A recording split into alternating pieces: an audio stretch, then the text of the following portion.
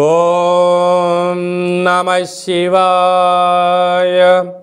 ఓం నమో నారాయణాయ. ఓం శ్రీ స్వర్ణాకర్షణ కాల భైరవాయ నమో నమః. ఓం శ్రీ నరదృష్టి నివారణ కాల భైరవాయ నమో నమః. ఓం గణానాం త్వా గణపతిం అవామహే కవిం కవేనాపవస్రవస్తవం జ్యేష్ఠరాజం బ్రహ్మణాం బ్రహ్మణస్వత ఆనశృణ్వన్నోతభిస్సీదసాదనగం శ్రీమహాగణాధిపతయే నమః. ఓం ఆదిత్యాయ సోమాయ మంగళాయ బుధాయ చ గురుశుక్రశనిభ్యశ్చ రాహవే కేతవే నమో నమః. హరి ఓం. మా ఛానల్కి స్వాగతం. చూస్తున్న వీక్షకులకు ప్రేక్షకులకు ప్రియ కాలభైరవ భగవద్బంధులకి స్వాగతం పలుకుతూ మమ్మల్ని ఎంతగానో ఆదరిస్తూ ఉండబడినటువంటి ప్రియ సోదరి మనుషులకు అందరికీ సనాతన ధర్మ సంరక్షకులకు అందరికీ కూడా నూతన తెలుగు ఉగాది పండగ శుభాకాంక్షలు. శ్రీ క్రోధినామ సంవత్సరంలో అందరికీ నిండు నూరేళ్ల ఆయురారోగ్యాలను ప్రసాదించాలని, వారాలు 7, తిథులు 15, నక్షత్రాలు 27, రాసులు 12, లగ్నాలు 12, మహర్దశలు 9, అలాగనే షడ్రుచుల సమ్మేళనమే 6 ఋతువులతో కూడుకున్నటువంటి తీపి, కారం, పులుపు, చేదు, వగరు అనేటువంటిది ఎలా ఉంటుందో మనిషి జీవితంలో కష్టాలు సుఖాలు ఎప్పుడు ఉంటాయి. ఎవరి జీవితంలో కూడా ఎప్పుడు కూడా పూర్ణిమ శాశ్వతం కాదు, అమావాస్య అనేటువంటిది ఎప్పుడు అడ్డంకి కాదు అని చెప్పి గుర్తుపెట్టుకోవాలి.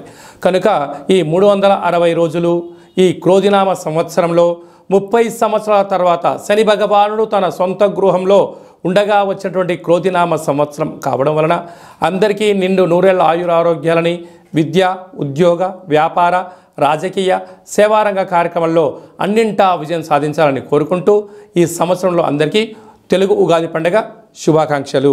ద్వాదశ రాశుల్లో గ్రహ గమనాన్ని ఒకసారి వీక్షింపచేద్దాం.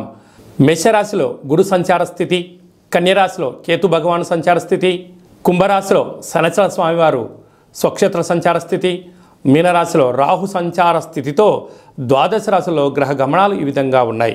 అలాగనే మనకు 26/4/2024 సంవత్సరంలో అనగా ఈ తెలుగు ఉగాది పండగ తదనంతరమే గురువు మేషరాశిలో నుంచి వృషభ రాశిలోకి నర్మదా నది పుష్కర సందర్భంగా గృహ మార్పు ఉందని చెప్పి గమనించాలి. ఈ క్రోధినామ సంవత్సరానికి అధిపతి రాజు అంగారకుడు.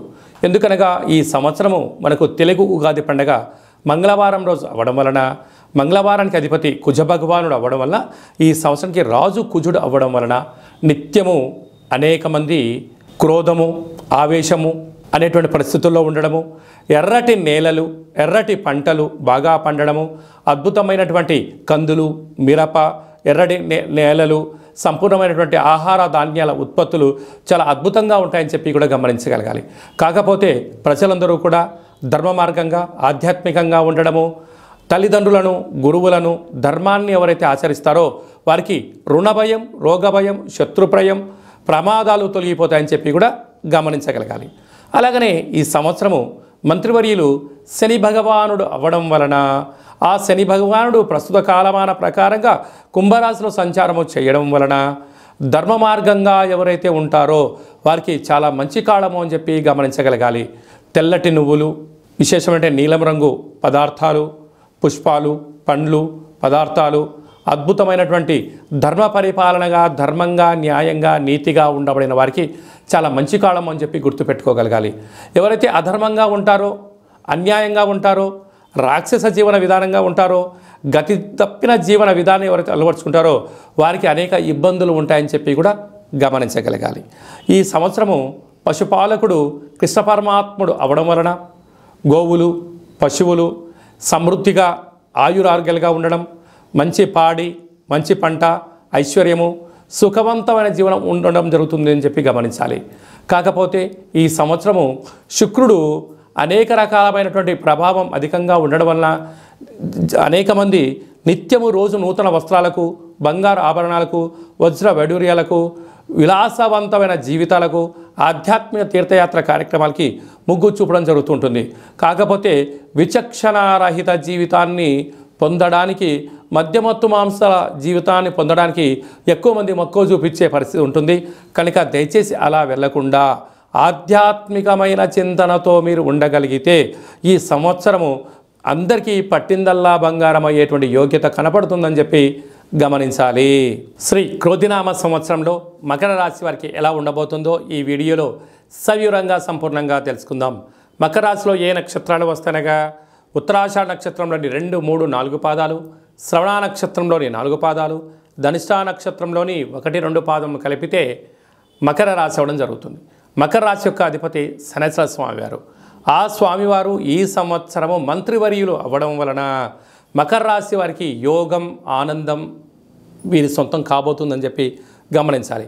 ఆదాయ వ్యయాలు మనం ఒకసారి పరిశీలించినట్లయితే ఆదాయం 14, వ్యయం 14.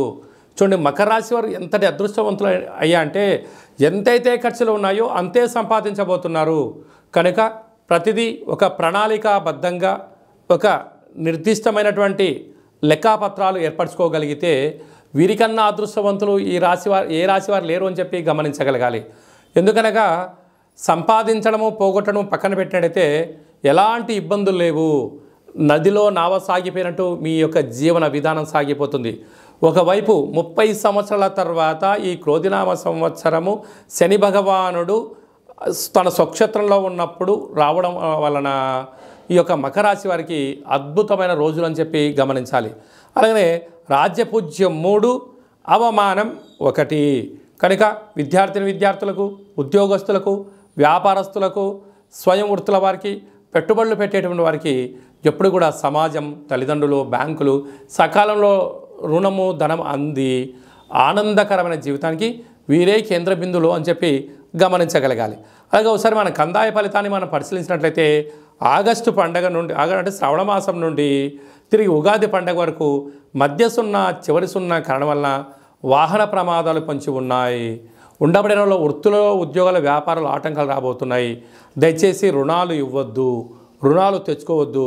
దీనివల్ల వాహన ప్రమాదాలు, ఒత్తిడి, సర్జరీలు జరిగేటువంటి పరిస్థితి చాలా అధికంగా ఉంటుందని చెప్పి గమనించగలగాలి. శ్రవణ నక్షత్ర జాతకులకు, ధనిష్ఠా నక్షత్ర జాతకులకు చాలా బాగుందని చెప్పి గమనించగలగాలి. కనుక ఒకవైపు వీరికి ఏళ్ళనాటి శని చివరార్థ సంచార స్థితిలో ఉంది. ఈ సంవత్సరం అంతను కూడా శని భగవానుడు చివరిగా ఉండడము, ఈ యొక్క మంత్రివర్యులు శని భగవానుడు అవ్వడం వలన ధర్మంగా, న్యాయంగా వీలైనంత వరకు ప్రతి శనివారము ఏకభుక్తము అనగా ఒక పూట భోజనం చేయడము, చాప మీద పడుకోవడము, పక్షులకు, గోమాతలకు దానం చేయడము, పుష్కర స్నానము చేయడం వలన ఈతి బాధలు, రుణ బాధలు, శత్రు బాధలు, ఆరోగ్యానికి సంబంధించిన బాధలు తొలగిపోతాయని చెప్పి గమనించగలగాలి.